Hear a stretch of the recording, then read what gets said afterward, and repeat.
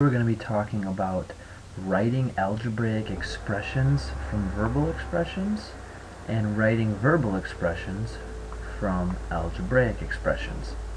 This is section 1.1 in your algebra textbook. So before we can move on to this, we're going to first kind of define some things, and I'm sure you've talked about this in class, and you've probably heard of at some point in your math career what a variable is. You probably talked about a variable, and you've probably come up with some sort of a definition.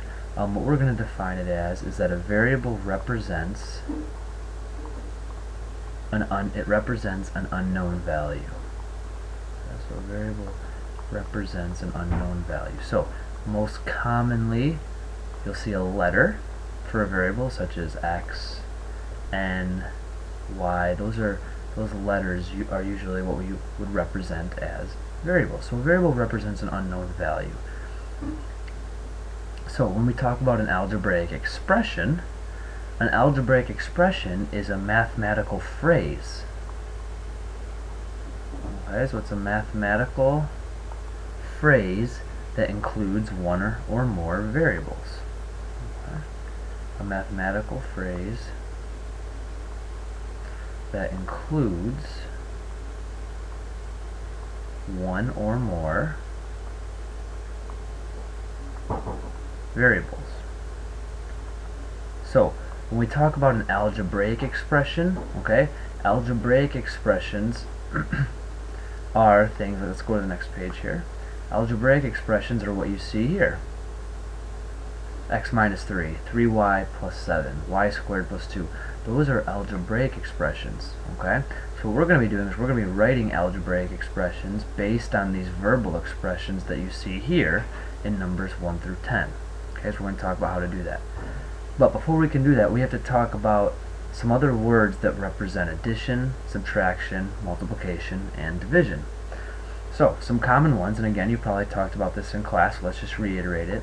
One of the most common ones for addition is sum. The sum of two numbers.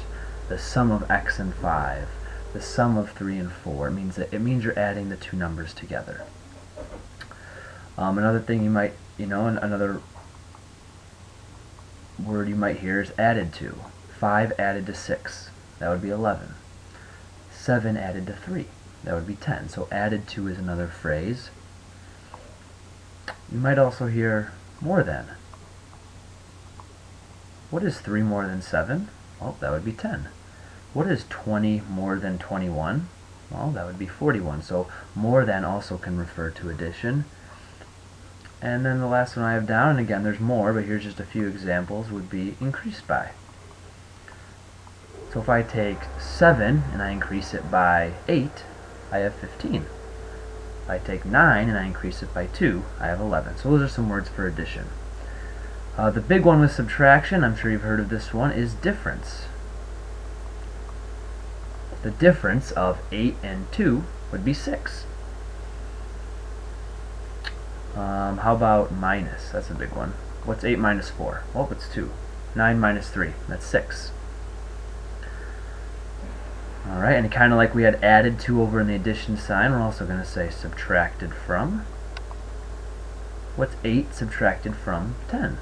Well, that would be 2. So subtracted from.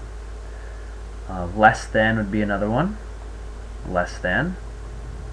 What's 4 less than 6? Well, 4 less than 6 would be 2. And then, just like we have increased by, how about decreased by? So if I take 15 and I decrease it by 5, I get 10. So you see with the addition and subtraction words, we can see a little bit of correlation between the two.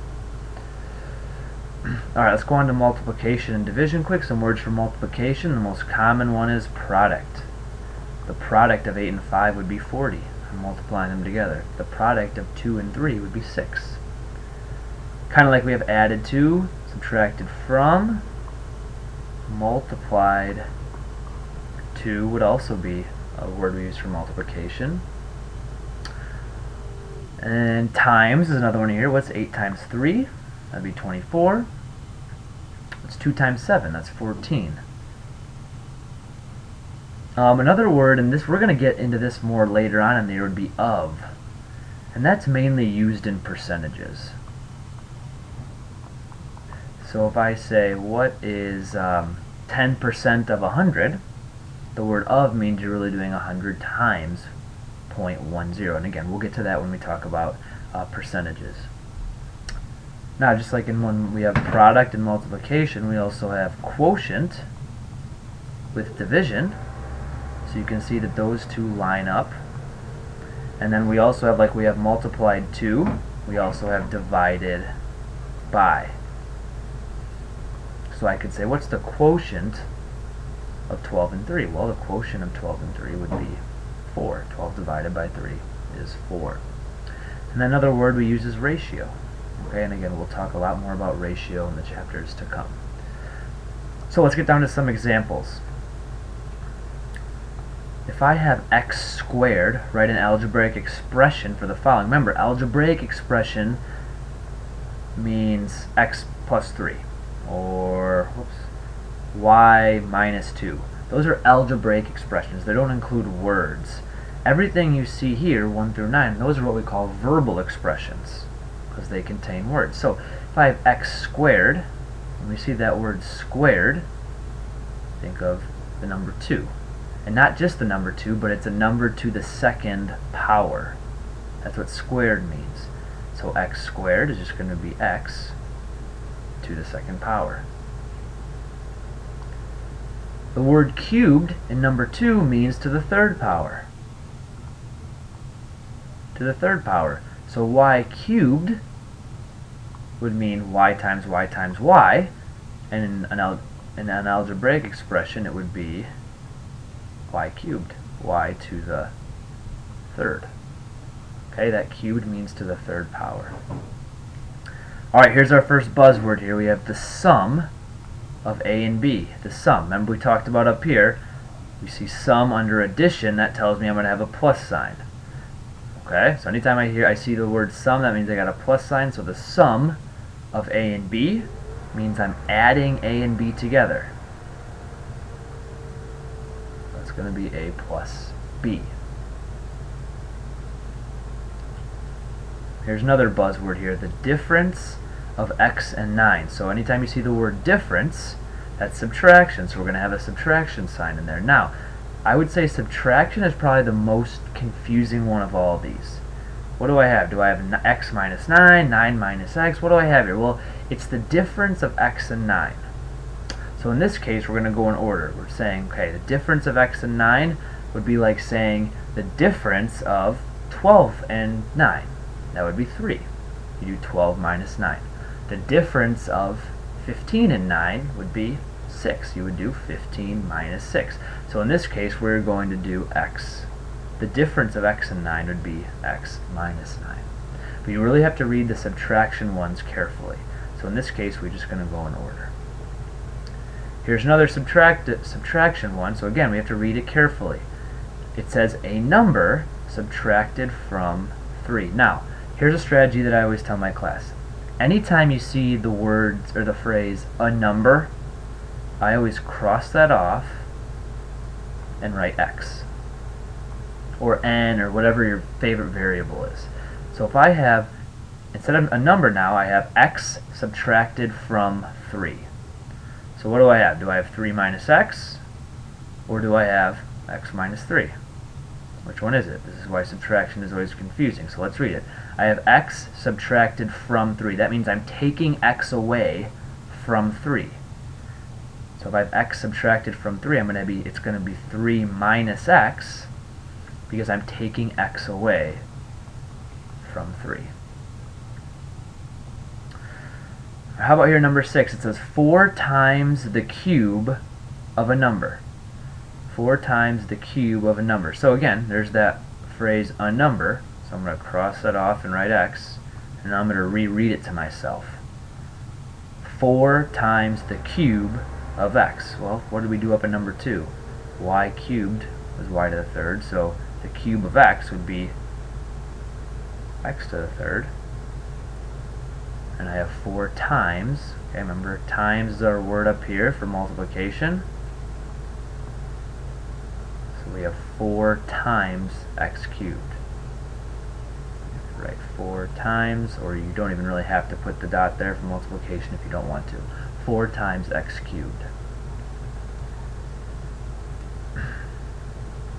Alright, number 7 here, we have 10 less than 5 times a number. Okay, so I'm going to stick with my strategy. Every time I see a number, I'm going to cross that off and write x.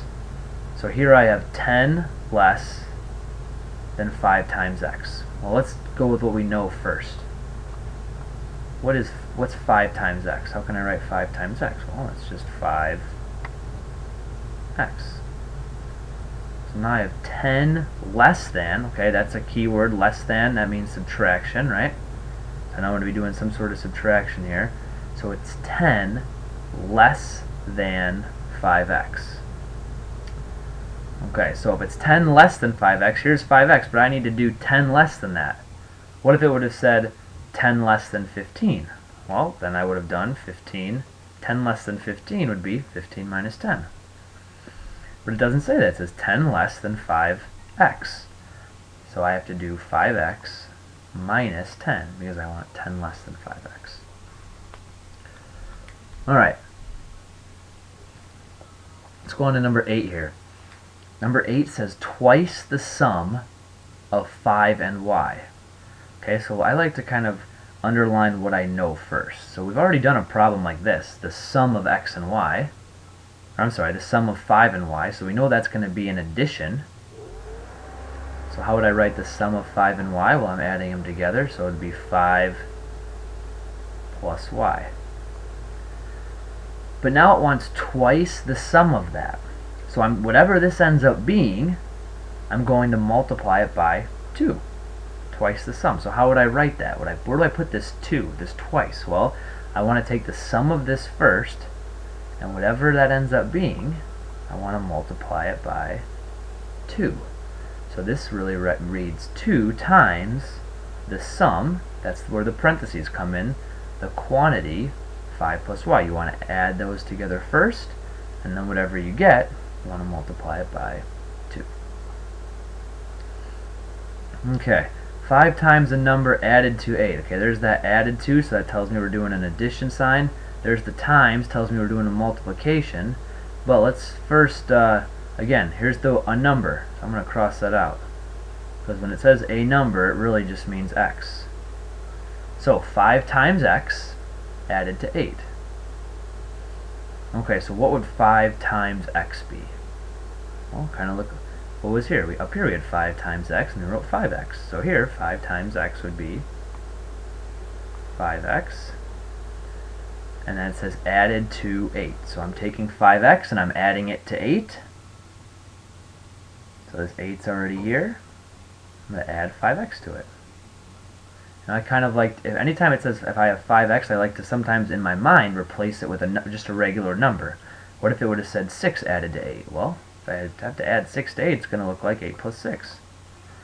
But I'm not adding 6 to 8 here, I'm adding 5x to it.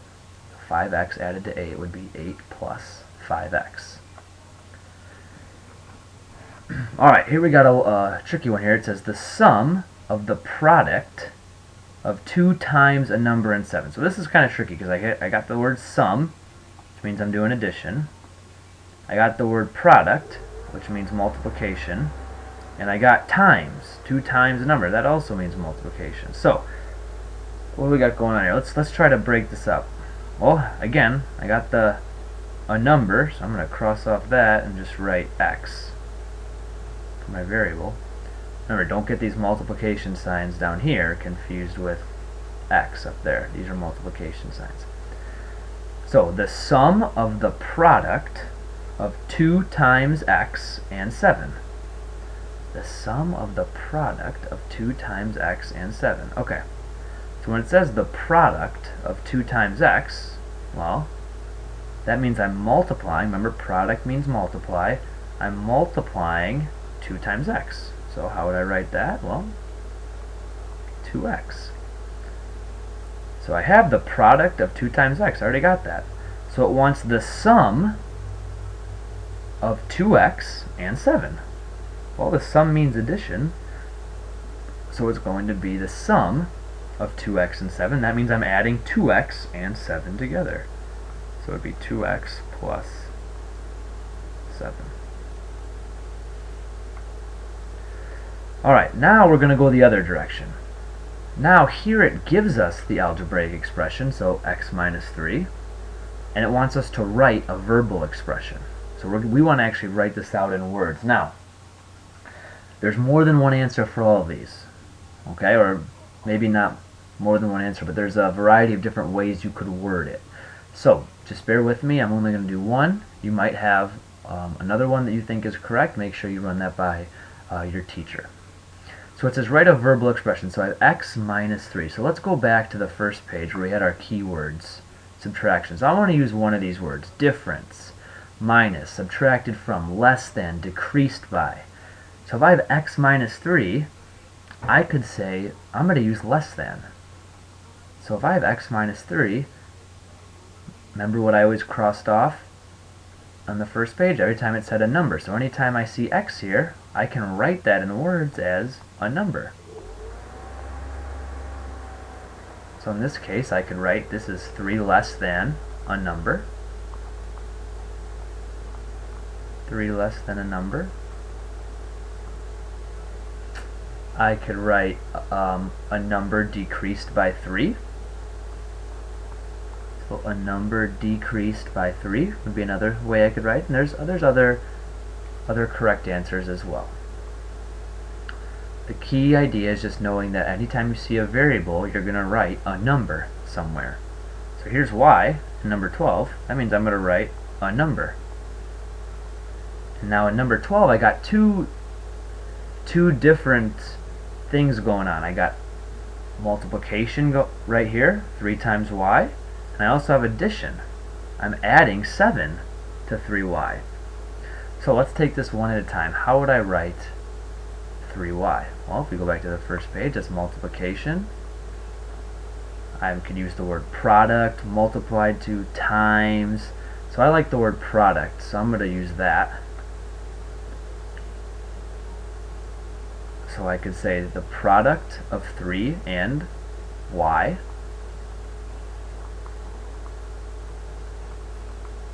the product of 3 and y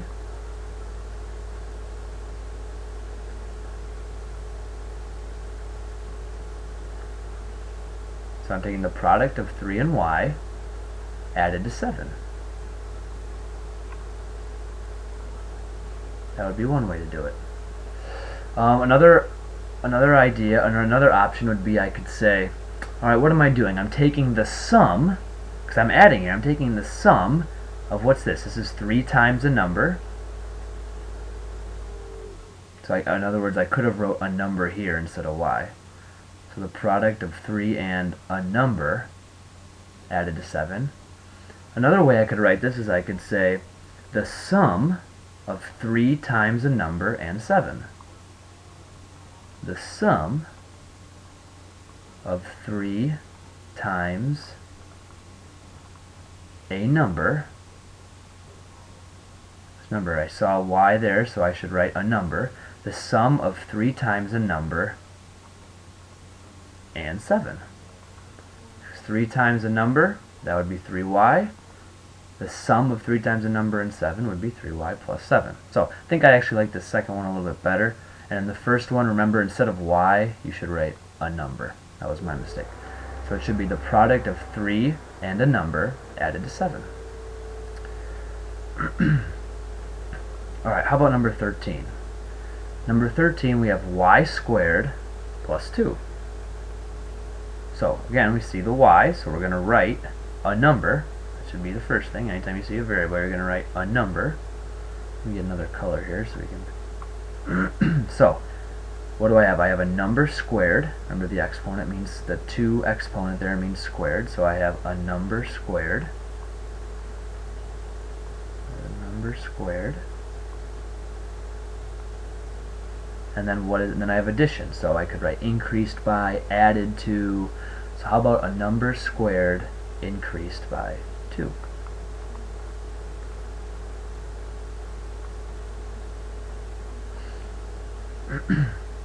Alright, Now, let's actually get into some applications here. Let's get into some real life scenarios, and you're going to have to write down some expressions here for this scenario. So, it deals with you and some friends are going to a museum. Each ticket costs $4.50.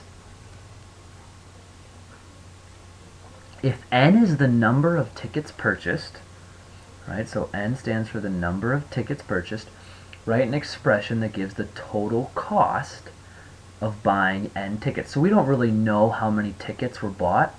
We just know that N tickets were bought, so a number, and each ticket costs $4.50. Okay, so I don't know if you're going to the movies with, or I'm sorry, I don't know if you're going to the museum with 3 friends, 20 friends, 100 friends. I don't know. All I know is that each ticket costs $4.50. So an expression would be $4.50 times what? What do you think I'd have to multiply $4.50 by to get this expression? Well, let's say there was 2 people going and each ticket cost $4.50. I would multiply $4.50 by 2 to get the total cost. Let's say there was 20 people going and each ticket cost $4.50. I would multiply $4.50 by 20 to get the total cost. However, I don't know how many people are going. I just know we're buying N tickets, so same thing. $4.50 times N would give me the total cost. Alright, let's go down and do some review now. So think back to what we did in section 1.5 when we reviewed fractions. If I want to add 3/4 plus 5/8, how am I going to add those together? Well, again, remember, what do I need? I need a common denominator. So what can I do to get a common denominator here? Well, I can turn this first fraction, I can make this a denominator of 8. And how do I do that? What did I have to multiply 4 by to get 8? I had to multiply it by 2. So I also have to multiply the 3 times 2 as well. So that's going to give me 6/8 plus 5/8. I don't have to do anything to this fraction because I want the common denominator. And when I add it together, I get 11 over 8. Okay? And now if I wanted to write this as a mixed fraction, okay, this would be your answer, an improper fraction. If I wanted to write it as a mixed fraction, what would I do? I'd say, okay, how many times does 8 go into 11? Well, just one time. I think when we talked about the pizzas last time. So I have just one time. And what's left over? Well, if I have 11/8, 1 would be 8/8. So how many 8s do I have left over before I get to 11? 3. So it would be 1 3/8. Okay, now find the greatest common factor. We've talked a lot about the least common denominator, or LCD.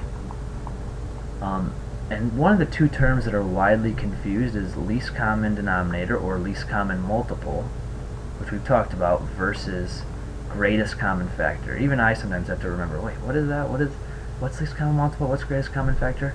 So one way to think about it is a least common multiple, well, it deals with exactly what it talks about, is multiples. Multiples of 4 would be 4, 8, 12, 16. Multiples of 2 would be 2, 4, 6, 8. Where factors are different. So like factors, greatest common factor, what are some factors of 12? We have 12 is here. Some factors of 12 would be, that means what numbers does 12 divide equally by? Well, I can do 12 divided by 1. That's just 12. I can do 12 divided by 2. That's 6. 12 divided by 3 would be 4.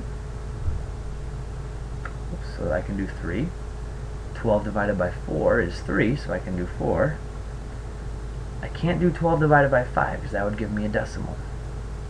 12 divided by 6, that would give me 2, so 6 works. 12 divided by 7, that wouldn't work, that'd give me a decimal. Same thing with 8 and 9 and 10 and 11, but 12 divided by 12 is 1, so 12 works. So these are all factors of 12. Notice when we're talking about factors, they're all less than or equal to that number. If I was writing multiples of 12, it would be 12, 24, 36, and they're all greater than 12. But now we're dealing with factors, because it says find the greatest common factor. Okay, so if I wanted to do factors of 18, that means what numbers can I divide by 18 and and still get a whole number. So 1 always works. 18 divided by 2 would be 9, so that works. 18 divided by 3 would be 6, so 3 works. 18 divided by 4 doesn't work, or 5, but 18 divided by 6 is 3, so 6 works. And I think the only other number that works would be 9, because 18 divided by 9 is 2. So these are all factors of 18. These are all factors of 12. The greatest of those, the greatest common factor would be, what's the biggest number that both of these have in common? Well, they both have 1 in common, but they also both have 2 and 3. They don't both have 4, but they both have 6. So 6 is the largest number that they both have in common. So 6 would be my greatest common factor. Okay? So I hope this helped you guys kind of refresh variables and expressions and writing algebraic expressions and verbal expressions. Again, please talk to your teacher if you have any questions, or you could always come see me as well. Alright?